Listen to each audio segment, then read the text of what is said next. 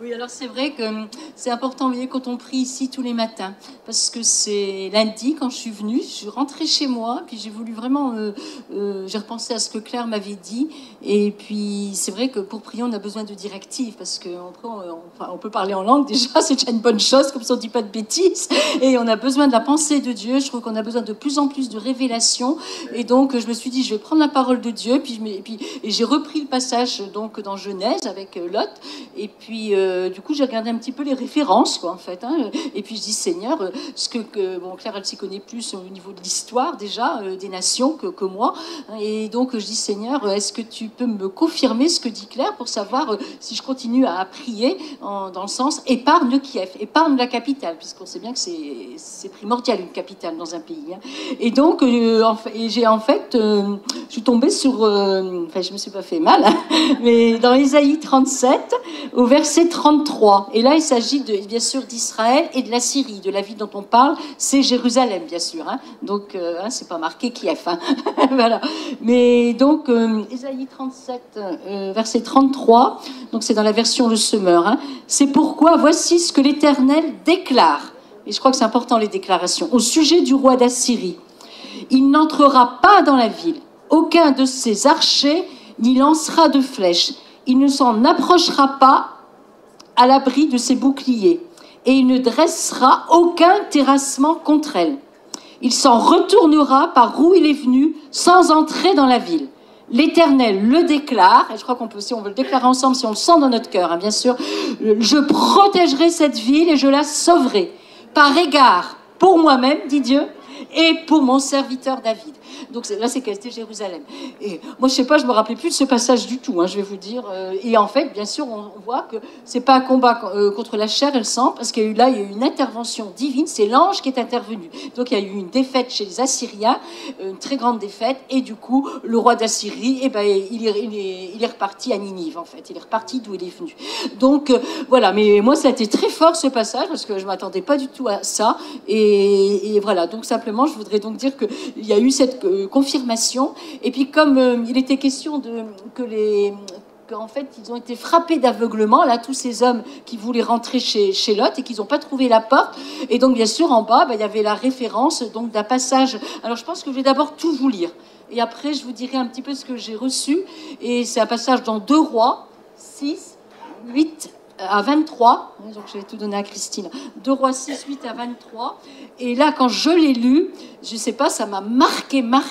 Et quand je suis retournée le mardi matin, et ben, quand j'ai commencé à prier, je savais pas que j'allais dire tout ça, mais j'avais tellement assimilé cette parole de Dieu, parce que c'est ça la parole de Dieu, hein. Comme il a dit Louis jeudi, on doit plonger dans la parole de Dieu. Et en fait, ça devient notre nourriture, et puis il y a des moments vraiment où on l'assimile, qu'on la médite, et c'est parti dans la prière, sans que je le veuille. Et tout ce passage-là est devenu une prière.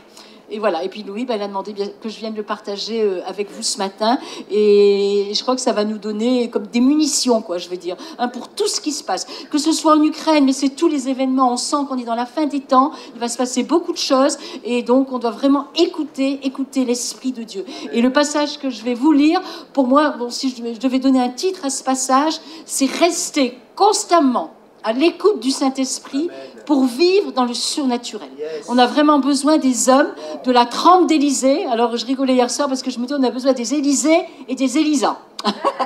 Voilà. Et vous savez ce que ça veut dire, Élysée? Ça veut dire Dieu et salut. Et Élisée, il a été là, on va lire le passage et penser à ça, que Élisée, il a été là, à ce moment-là, pour justement apporter le salut de Dieu, c'est-à-dire, en fait, il a bien porté son nom, parce que vous allez voir que, en tout cas, les deux fois dans ce passage, il a été là pour sauver des vies. Et je me dis, nous, on prie. Alors, on n'est ni pour la Russie, tout ça, mais tout ce qui nous fait de la peine, c'est de voir des gens mourir, hein. Je veux dire, enfin, moi, ça me fend le cœur, comme dirait Pagnol, mais ça nous fend le cœur. Moi, je suis bouleversée. Hein, je vois encore une dame que j'ai vue encore vendredi après-midi. Elle m'a dit, moi, je regarde plus, une jeune dame, elle a vers 35 ans, elle a dit, moi, je regarde plus les infos, j'arrive plus à dormir. Et c'est vrai que donc en fait, et nous en tant qu'enfants de Dieu, eh bien, on a vraiment besoin d'être constamment à l'écoute aussi du Saint-Esprit. Et je vais vous dire vraiment en toute humilité, mais vraiment on a besoin dans le monde entier qu'il y ait des Élisée et des Élisa et qu'on soit nous des porteurs de vie. Et que si on peut, parce qu'on discerne des choses, et ben que les vies des gens soient épargnées, et ben il n'y a rien de plus beau, hein, parce que Dieu il a tenté le monde, il a donné Jésus, hein, pour que tout le monde aussi soit sauvé. Alléluia. Donc on va peut-être faire une lecture un petit peu longue, hein, mais voilà, hein, mais qu'on la médite vraiment dans ce sens-là. Hein. Donc voilà, donc c'est 2 Rois chapitre 6 au verset 8. Alors là, c'est plus la Syrie dont il est question, c'est le roi de Syrie et le roi d'Israël. Le roi de Syrie était en guerre contre Israël. Il tint conseil avec son état-major et décida: j'établirai mon campement à tel et tel endroit. Immédiatement, l'homme de Dieu fit dire au roi d'Israël: garde-toi bien de passer par tel endroit, car les Syriens y ont pris position. Alors, vous voyez, le roi d'Israël a voulu vérifier. Le roi d'Israël envoya quelques hommes en reconnaissance à l'endroit que lui avait signalé l'homme de Dieu. Cela se produisit à plusieurs reprises, au point que le roi de Syrie en fut profondément troublé. Ça, c'est important, hein, quand on commence à être troublé. Il convoqua ses officiers et leur dit: ne voulez-vous pas me dire qui parmi vous est du côté du roi d'Israël? L'un de ses officiers lui répondit: personne, mon seigneur le roi. C'est Élisée, le prophète d'Israël, qui révèle à son roi jusqu'aux paroles que tu prononces dans ta chambre à coucher. Amen. Yes. Le roi dit: allez voir où il se trouve pour que je puisse le faire saisir. On va lui annoncer, il est à d'autant. Le roi y envoya une forte troupe, vous voyez, pour capturer un homme. Vous voyez l'ennemi ce qu'il fait? Une forte troupe. Hein, on voit que pour attaquer l'homme de Dieu, c'était pas évident. Hein, ça, il avait compris ça, parce qu'il envoie une forte troupe de soldats avec des chevaux et des chars. Vous voyez, des fois, on a l'impression qu'on lit l'actualité, hein, quand on lit la parole de Dieu. Ils arrivèrent de nuit et cernèrent la localité. Le lendemain matin, le serviteur de l'homme de Dieu se leva de bonne heure et sortit. Il vit qu'une troupe entourait la cité avec des chevaux et des chars. Le serviteur dit à son maître: ah, mon Seigneur, qu'allons-nous faire? Élisée répondit: n'aie pas peur, car ceux qui sont avec nous sont plus nombreux qu'eux. Amen. Et puis il pria: Éternel, je t'en prie, ouvre-lui les yeux pour qu'il voie. L'Éternel ouvrit les yeux du serviteur, qui vit la montagne pleine de chevaux et de chars de feu autour d'Élisée. Yes. Alléluia. Amen. Les Syriens se dirigèrent vers Élisée. Celui-ci pria l'Éternel en disant: je te prie, frappe d'aveuglement toute cette troupe. Et l'Éternel les frappa d'aveuglement, comme Élisée l'avait demandé. Élisée dit aux soldats, là il y a de l'humour de Dieu là, vous n'êtes pas sur le bon chemin, c'est pas ici la ville où vous voulez aller. Suivez-moi et je vous conduirai vers l'homme que vous cherchez. Il les conduisit à Samarie. Vous voyez, avec toute une troupe d'aveugles qu'on les conduit, je ne sais pas comment il a fait. Hein. Si je vous dis, c'est du surnaturel. Lorsqu'ils furent arrivés à Samarie, Élisée pria encore: Éternel, ouvre les yeux de ces hommes pour qu'ils voient maintenant. L'Éternel leur ouvrit les yeux et ils s'aperçurent qu'ils étaient à l'intérieur de la ville de Samarie, qui était donc la capitale. Lorsque le roi d'Israël les vit, il demanda à Élisée: dois-je les tuer, mon père? Non, lui répondit, ça c'est un nom, hein, répondit Élisée. Ne les tue pas. Massacres-tu des soldats que tu as capturés grâce à ton épée ou ton arc? Au contraire, fais-leur servir du pain et de l'eau pour qu'ils mangent et qu'ils boivent, puis qu'ils retournent chez leur souverain. Alors, le roi d'Israël leur fit servir, ils n'ont pas eu du pain et de l'eau, il leur fit servir un repas copieux. Vous voyez? Ça nous remet beaucoup en question. Hein. Ils mangèrent et burent, puis il les renvoya, et ils retournèrent chez leur souverain. Depuis lors, les troupes syriennes cessèrent leurs incursions sur le territoire d'Israël. Alors, je ne sais pas ce que ça vous fait, ce passage, mais moi, il m'a bouleversée. Vraiment bouleversée, j'ai trouvé que tout y était. Et voilà, donc je voudrais vous dire quelques petites choses simplement. Hein. Donc, Oui, oui. Voilà, alors, je ne sais pas si vous vous rappelez de tous les messages qu'on avait eus avec le pasteur de Chambéry, Octavio, qui disait ne sois pas borne. Et puis il avait parlé de 3 petits singes. Vous savez, cette image est très connue. Un singe qui n'entend pas, qui ne voit pas et qui ne parle pas. Hein, et puis on avait aussi Patrick Martinet qui avait parlé aussi qu'on ne doit pas être dans le flou, parce que là quand on lit ce passage on a l'impression qu'on parle que des yeux, que de la vue, ils sont aveugles, après ils voient, enfin hein, c'est que ça hein. Et là donc vraiment je réalisais que nous par contre en tant qu'enfants de Dieu on est conduits par le Saint-Esprit et donc on doit au contraire entendre, voir, parler, discerner. Et donc voilà, donc c'était un petit peu ça que le plan que j'ai un petit peu choisi pour vous parler de ça, mais c'est le texte en fait. Alors ce qu'on voit d'abord, c'est que Élisée, il entend la voix de Dieu et il obéit immédiatement. Et ça m'a marqué. En fait, il a pu dire au roi d'Israël, voilà, il faut, là c'est là où les Syriens se trouvent, il faut surtout pas y aller. En gros, c'était ça.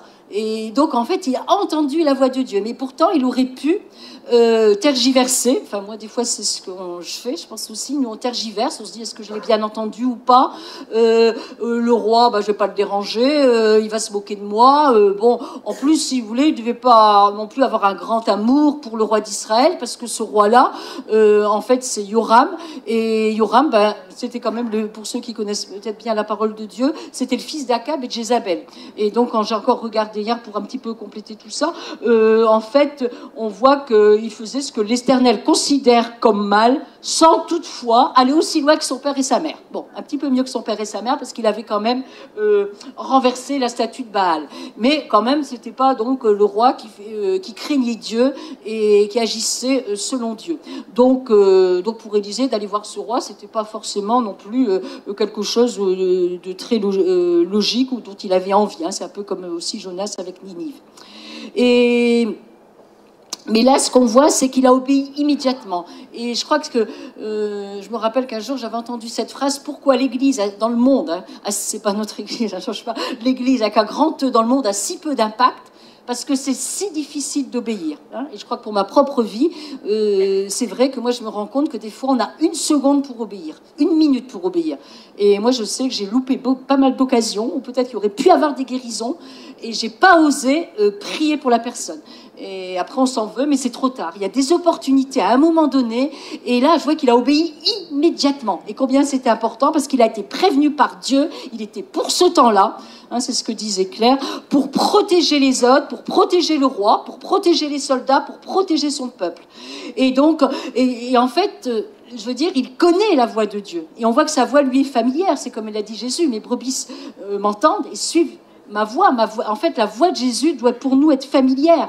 Et comme il est dit dans Amos 3, verset 7, hein, ça a été dit aussi un autre dimanche, je crois, le Seigneur ne fait rien sans avoir révélé ses plans à ses serviteurs, les prophètes. Alors, vraiment le répéter, le Seigneur ne fait rien sans avoir révélé ses plans à ses serviteurs, les servantes, hein, et les prophètes. Voilà. Mais je crois que c'est vraiment, vraiment important. Invoque-moi, je te répondrai, dit Jérémie. Et Dieu dit, je t'annoncerai des choses cachées et inconnues de toi. Donc ça, c'est vraiment important. Et je crois que ça, c'est vraiment la vie chrétienne normale. Et on aura de plus en plus besoin de vivre de révélation en révélation. Sinon on va faire des bêtises, on va perdre du temps, on va se disperser, on va beaucoup parler, mais ça sera que du vent en fait, hein, et ça n'apportera rien pour maintenant. Donc voilà, donc on voit que pour Élisée, dans ce passage, entendre la voix de Dieu, ça n'a pas été exceptionnel, parce qu'il est dit qu'il a entendu à plusieurs reprises. Et à chaque fois, il est allé trouver le roi pour le lui dire, à plusieurs reprises. C'est pour ça que le roi de Syrie, il a été profondément troublé, ça s'est répété. Donc du coup, il a envoyé quelques hommes en reconnaissance, quoi, pour voilà. Et donc il a cru qu'il avait même un espion, bien sûr, dans sa propre armée. Et bien, il y a un officier, n'empêche. On voit que Élisée, il était connu de Dieu, mais il était aussi connu d'un officier syrien, donc d'un ennemi, qui savait qu'Élisée était un homme de Dieu. Et il lui a dit, non, mais c'est tout simplement Élisée, il n'y a pas d'espion, c'est Élisée qui entend la voix de Dieu jusqu'à tout ce que tu dis dans ta chambre. Voilà, même dans ses rêves. Voilà. Donc on voit qu'Élisée, il entend la voix de Dieu et il obéit immédiatement. Et deuxième chose qui vraiment, quand je vous dis, c'est rester constamment à l'écoute du Saint-Esprit pour vivre dans le surnaturel. Et donc, c'est pas un combat contre la chair et le sang, c'est une guerre céleste. Et deuxièmement, lui, il voit les armées célestes qui apportent leur secours. Parce qu'en fait, il entend la voix de Dieu, mais du coup, le roi de Syrie, ça lui déplaît, donc il envoie une forte troupe pour capturer Élisée, le mettre en prison, le mettre dans un cachot, je ne sais pas, mais bon, peut-être, je ne sais pas s'il allait le tuer, là, ils disent, pour le saisir de lui. Et donc, vous voyez, on voit que l'ennemi, ben, vous savez, il arrive toujours quand? L'ennemi, c'est les ténèbres, il arrive la nuit, avec une forte troupe de chevaux et de chars, pour saisir un homme, mais pas n'importe qui. On n'est pas n'importe qui, vous savez, que le Seigneur. Nous sommes des hommes et des femmes de Dieu. Hein, et pour saisir un homme. Et vous savez, la guerre d'Ukraine, en tout cas, elle a commencé aussi à 4 heures du matin, là, la nuit. Hein, c'est toujours comme ça, de prendre les gens par surprise. Et le serviteur d'Élysée, ben lui, quand il se lève tôt, hein, donc c'est bien, il se lève tôt, mais quand il voit toute cette troupe qui est là, il panique, il a peur, et il se dit, qu'allons-nous faire? Et je pense qu'en ce moment, beaucoup de personnes, tout le monde se dit, qu'allons-nous faire? Qu'est-ce qu'ils vont faire? Voilà. Et donc le serviteur, lui, il voit le problème. Et Élisée, lui, il voit la solution. Alléluia. Il voit la solution dans l'invisible. Qu'est-ce qu'il voit? Une montagne pleine de chevaux et de chars, mais pas n'importe quel chevaux et chars. Là, c'est des chevaux et des chars de feu. Alléluia, des chars de feu. Et ils sont où? Ils sont situés où? Autour d'Élysée. Alors je crois qu'on doit aussi réaliser que par rapport aussi, même pendant les guerres, hein, je crois qu'il y a aussi des montagnes et des chars de feu autour des hommes et des femmes aussi, chrétiens en particulier, mais aussi pour les autres certainement. Et d'ailleurs, ils le voient, on voit qu'il y a des événements inexplicables où ils se sont rendus compte qu'ils étaient invisibles à l'ennemi, ils se sont rendus compte qu'il y avait des fois une main invisible qui arrêtait les balles, ils se rendaient compte que même quand ils étaient dans l'obscurité, il y a des soldats qui disent on était dans l'obscurité, mais on se voyait et on savait exactement ce qu'on devait faire. Et puis on voit aussi, ce que Étienne nous a envoyé, ben, c'est que ils ont, même les Russes, ben, il y avait les Ukrainiens qui leur donnaient aussi de la nourriture. Enfin vraiment, c'est ce passage-là, on voit même une entraîne même aussi. Donc voilà, je dis, quand on lit la Bible, on voit l'actualité. Et je pense que ce qu'il a vu, Élisée, c'est ça qui lui a donné une autorité et une foi qui transporte les montagnes. C'est ça qui lui a donné une autorité dans la prière. Et donc Élisée, il n'a pas voulu, bien sûr, ce qu'il a vu, il n'a pas voulu le garder pour lui. Il a eu le souci de son serviteur. C'est ça qui est beau aussi. Parce que des fois, les gens exercent l'autorité, mais il ne perd pas de vue son serviteur qui a peur. Et du coup, il a voulu l'encourager et il a demandé à Dieu, ouvre-lui les yeux pour qu'il voie aussi. Pour que son serviteur voie aussi. Et je crois que c'est vraiment important pour nous, en tout cas, qu'on puisse voir toujours ensemble ces chars et ces chevaux de feu qui sont là et qui nous entourent aussi. Et de le voir ensemble. Et quand l'un le voit, de dire, bah, toi aussi, ouvre les yeux aussi d'un tel ou d'un tel, pour qu'on le voit ensemble et qu'on soit encouragé dans notre foi et pour que ça nous donne de l'autorité dans l'intercession. Donc voilà, n'aie pas peur, car ceux qui sont avec nous sont plus nombreux qu'eux. Et alors, après, on voit, troisièmement, il prie avec autorité. Alors, vous voyez, la prière, le fait qu'il a vu ça, la prière, elle est courte, elle est puissante, elle a une grande efficacité, parce qu'il a vu les choses dans l'invisible. Il a simplement demandé, frappe-les d'aveuglement. Donc, voilà, donc les ennemis, ils sont passés de la vue à l'aveuglement, mais le serviteur, lui, il était passé le contraire, quoi. Il est passé de l'aveuglement à la vue. Hein, voilà. Et alors, le quatrième point dans ce texte, c'est que Élisée ne se venge pas et il se soumet aussi à l'autorité du roi, puisqu'il va les conduire vers le roi d'Israël. Alors là, je dis quand même, Élisée, t'es fort. Hein, parce que moi, avec des aveugles qui veulent me capturer, bon, vous, qu'est-ce que vous auriez fait? Il était à Dothan, c'était une colline, c'est une petite colline. Ben moi, je les aurais amenés pas loin d'une falaise, et puis ils seraient peut-être bien tous tombés, hein, dans un précipice. Je me dis, ils voulaient me tuer. Ben maintenant que le Seigneur est intervenu, puisqu'il les a aveuglés, il répond à ma prière. Donc maintenant qu'ils sont aveugles, ben, autant qu'ils disparaissent tous, ça sera une grande troupe déjà en moins. Hein. Donc, avec amour, faut le faire. Hein, avec amour, voilà. Hein, donc voilà, moi j'aurais fait là, voilà. Donc, et en fait compte, il dirige la situation parce qu'il écoute toujours le Saint-Esprit. Il est constamment à l'écoute du Saint-Esprit. Ça fait penser même à Paul et Silas, quand ils étaient dans la prison et quand il y a eu le tremblement de terre dans la prison et puis que toutes les chaînes sont tombées, et eux et tous les prisonniers, et ben le geôlier, il se dit, oh là là, quand il a vu toutes les portes de la prison ouvertes, et il a voulu se donner la mort parce qu'il dit, c'en est fini de moi, moi j'ai pas bien fait mon travail, tous les prisonniers ont dû s'enfuir. Et puis Paul, il a dit, non mais ne te fais pas de mal, n'aie pas peur, nous sommes tous là.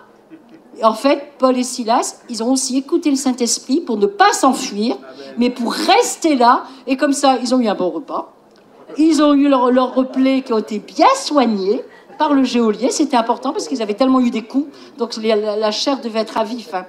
Et puis le geôlier et sa maison, ils se sont tournés vers le Seigneur, et puis Paul et Silas, ils ont voulu qu'on vienne les sortir, qu'on vienne les libérer, mais dignement, que des magistrats viennent et qu'ils les respectent. Hein, voilà, vous allez lire ça dans Actes. Hein, voilà. Mais je me dis, des fois, on doit vraiment être à l'écoute du Saint-Esprit et pas écouter nos sentiments, pas être guidé par notre chair, pas être guidé par notre vengeance, de régler les comptes, etc. Alors donc, il ne se venge pas, il se soumet, et donc il a fait donc 20 km là, jusqu'à la capitale avec cette troupe, hein, donc c'est pas évident, hein, 20 km comme ça. Et puis, il a de nouveau prié pour eux. Ils auraient pu rester aveugles. Hein. Ils n'ont pu que voir grâce à la prière d'Élisée.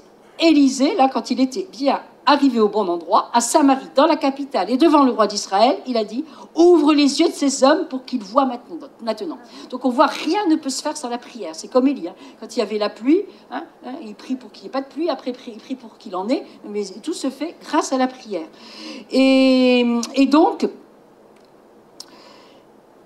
Et en fait, donc les ennemis, là, ils se retrouvent dans une capitale fortifiée, Samarie, et ils sont pris dans une souricière. Ils se sont dit, maintenant, c'en est fichu de nous. Hein. On est devant le roi d'Israël. Il n'y a aucune voie de sortie maintenant, pas d'issue. Donc maintenant, c'est tout pour nous, c'est terminé.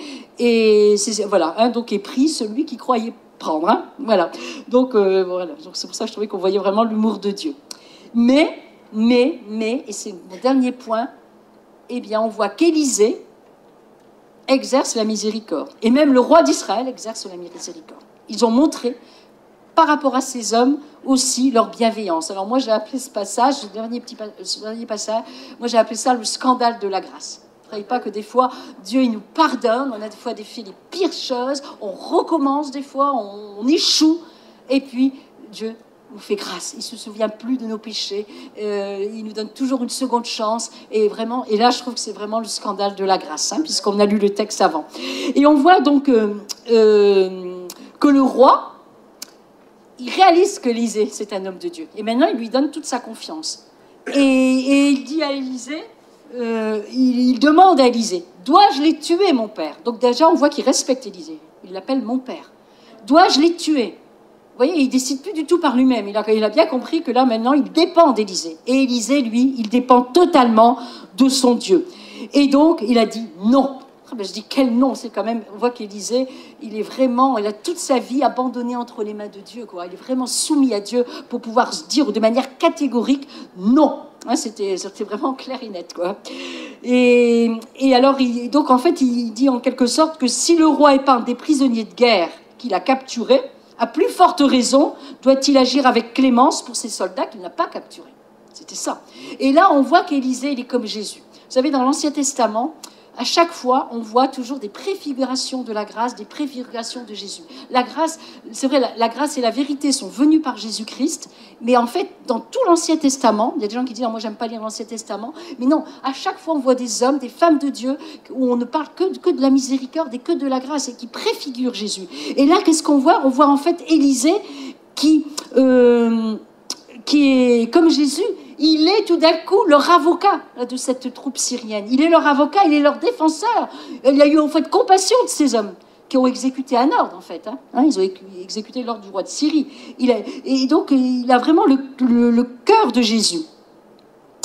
Et pour le roi d'Israël, ça n'a pas non plus été évident, malgré tout, de ne pas les tuer et de ne pas non plus les faire prisonniers.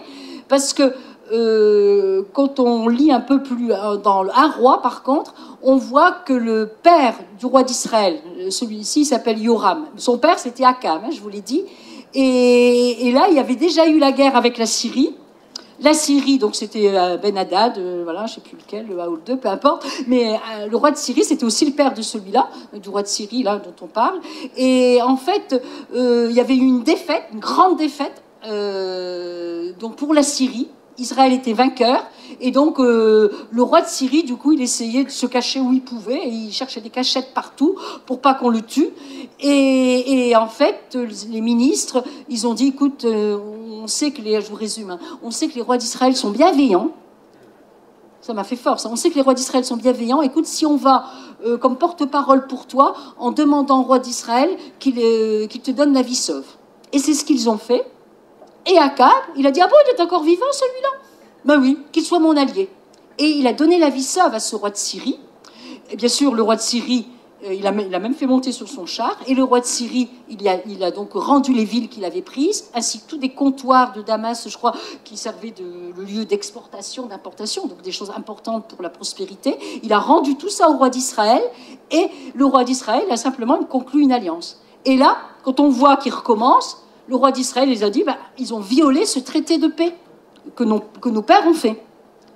Donc il aurait pu aussi vouloir se venger en disant, bon, on a une fois épargné, on ne va pas encore une fois recommencer.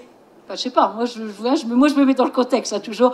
Et ben non, le roi d'Israël a suivi Élisée, a suivi la pensée de Dieu, et il s'est soumis à l'homme de Dieu. Et donc on voit donc que les soldats syriens, ils vivent la miséricorde. Ils ne reçoivent pas ce qu'ils méritent, c'est ça la miséricorde, on ne reçoit pas ce qu'on mérite, c'est-à-dire ils ne reçoivent pas ni la mort ni la prison, comme nous quand on est venu à Jésus, hein, je veux dire, on a été libérés du pouvoir de la mort en fait, hein, on n'a pas reçu ce qu'on méritait, et ils vivent la grâce parce qu'ils reçoivent ce qu'ils ne méritent pas. Vous comprenez la différence un petit peu, elle est fine, hein, entre la miséricorde et la grâce. Ils reçoivent ce qu'ils ne méritent pas parce que Élisée, il avait simplement quand même dit de l'eau et du pain. Et voilà, et donc c'était déjà plus que bien. Mais là, ils ont en plus un repas copieux. Ça me fait penser à Jésus qui nous donne vraiment sa joie, sa paix, la vie abondante, et qui s'occupe de nous, et qui répond à nos besoins.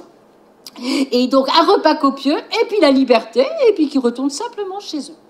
Alors moi j'ai pensé, je me dis donc quand ils ont dû manger, tous ces Syriens, là, tous ces hommes, ils ont bien dû se regarder et se dire... Qu'est-ce qui se passe là? C'est où on vit un rêve? Est-ce qu'ils n'ont pas mis du poison dans le pain ou dans l'eau ou dans le vin? Je ne sais pas s'ils ont pu venir. L'eau s'est transformée en vin là pour eux. Mais voilà, ils ont dû se dire est-ce qu'on va réellement sortir vivant? Là, c'est pas possible. Hein, c'est pas possible. Et bien oui, ils ont vécu un événement inoubliable, aveuglés au départ, conduits dans la gueule du loup, on va dire, juste à la capitale devant le roi d'Israël, et pour finir, ils sont restaurés et libérés. Et là, donc, ils ont vu la puissance du Dieu d'Israël. C'était la renommée du Dieu d'Israël, de notre Dieu, qui en a qu'un. Et ils l'ont vu, bien sûr, la bienveillance. Et donc, ça m'a fait penser, donc je vais vraiment terminer, en Romains, chapitre 2, versets 3 et 4. En fait, vous savez, ce beau verset qui dit que la bonté de Dieu... Voilà. Oui, on pourrait tout lire. Hein. T'imaginerais-tu, toi qui juges, ceux qui commettent de tels actes et qui te comportent comme eux, que tu vas échapper à la condamnation divine? Ou alors méprises-tu les trésors, vous vous rendez compte, de bonté, de patience, de générosité déployés par Dieu sans te rendre compte que sa bonté veut t'amener à changer? Moi, c'est un verset qui me fait toujours du bien, parce qu'on pense que des fois, on vient à Dieu, peut-être parce qu'on a souffert, mais aussi c'est la bonté de Dieu qui nous amène à la repentance. De voir sa bienveillance, de voir sa miséricorde et sa grâce, ça peut nous amener à la repentance. Et souvent, je dis ce verset. Parce que des fois, ils disent, oui, voilà, mes enfants, ils viennent pas au Seigneur, mais en fait, pourtant, ils sont bénis, ils ont un travail, ils ont tout. Mais c'est la bonté de Dieu qui va les amener aussi à la repentance. C'est de voir cette bonté et cette miséricorde. Et ça, je voudrais aussi vous encourager pour vos familles. Quand on voit des personnes qui résistent, bien sûr, après, ils disent, il ne faut pas non plus résister et refuser sans arrêt, mais n'empêche, c'est la bonté de Dieu. Et je voudrais donc simplement terminer par les paroles de Jésus, donc dans Matthieu, chapitre 5, verset 4... 43-45.